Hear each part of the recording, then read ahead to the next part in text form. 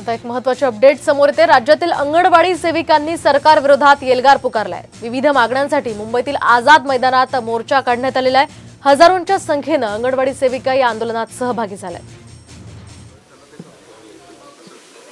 तटकरेंनी पवार साहेबांची काळजी करू नये, किंबहुना त्यांनी केलेले उपकारांची जाणीव ठेवून जरा तोंडाला लगाम लावला तर बरं होईल।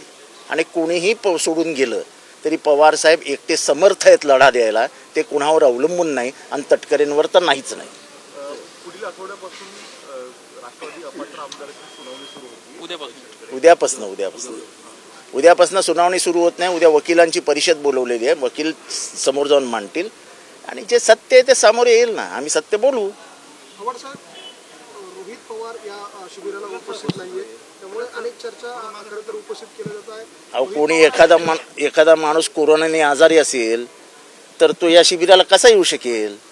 नेमकं काय म्हणजे तुम्हाला कोणी आला नाही की काहीतरी गोंधळ आहे?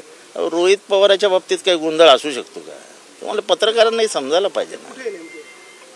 मी शोधून संध्याकाळपर्यंत सांगतो।